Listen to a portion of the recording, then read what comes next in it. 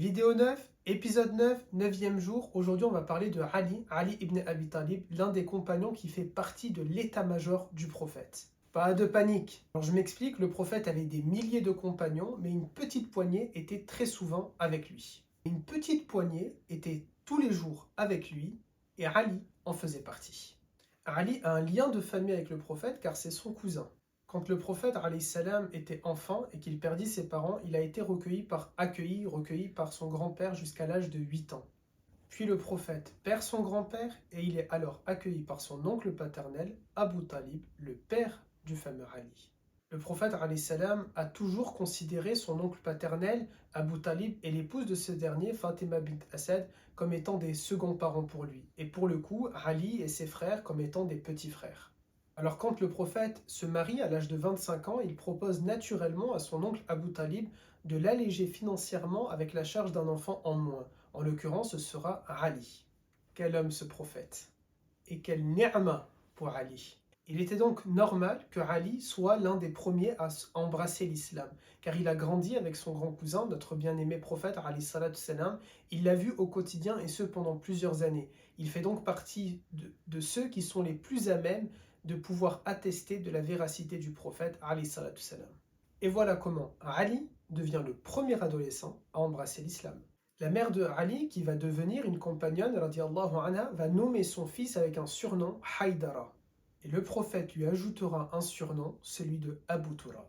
Ali était à la fois un homme de confiance du prophète, un compagnon, et aussi l'un des compagnons les plus courageux. Ainsi, quand le prophète dut quitter Makkah, sa terre natale, pour rejoindre El-Madina, il va charger Ali de dormir à sa place, et ce, au péril de sa vie, car Quraysh menaçait de l'assassiner. Ali était un homme mat de peau avec de très grands yeux. Il était beau, bien sûr, de taille moyenne, et assez poilu, on raconte. Sa barbe était épaisse, et oui, il était chauve. Et on sait, et du coup je suis obligé d'être comme ça, on sait aussi que Ali était très souriant. Ali a tellement fréquenté le prophète alayhi salam qu'il va être imprégné de sa moralité et de sa sagesse. Il deviendra un savant, un juge, et il sera connu notamment sous le nom de l'imam Ali. Un jour, le prophète a convoqué tous les compagnons et il leur a dit: demain, je vais donner l'étendard de l'islam à une personne, à un compagnon qui aime Allah et que Allah Azza wa Jal aime en retour. Tout le monde se leva très tôt, espérant être celui-ci. Attention, spoil, c'était Ali. Alors bien sûr, on ne dit pas le contraire, tous les compagnons aiment Allah Azza wa Jal. Et bien sûr, Allah Azza wa Jal aime l'ensemble des compagnons du prophète. Mais cette histoire, elle montre quelque chose. Le fait que Ali ibn Abi Talib avait une particularité, un rang particulier par rapport aux autres. On raconte qu'il était doté d'une force incroyable. Mais attention à ne pas exagérer. Hein, les chiites? Ali ibn Abi Talib, c'est cet homme, ce compagnon qui n'est pas du tout matérialiste. C'est l'inventeur de la célèbre parole que vous avez certainement dû entendre: vivez dans Dunya, dans le bas monde, comme si vous allez y vivre éternellement, et préparez-vous pour l'akhira, l'autre monde, comme si vous allez le rencontrer, le découvrir demain.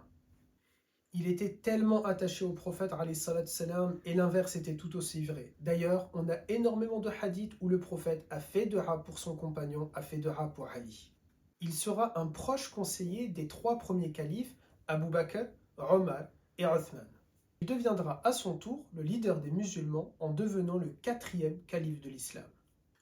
Un califat qui sera marqué par un grand nombre d'hypocrisies, par un grand nombre d'hypocrites au sein du califat et de l'appareil d'État, des hypocrites qui mèneront à la perte de Ali, puisqu'ils vont fomenter l'assassinat du 4e calife, compagnon du prophète et son cousin.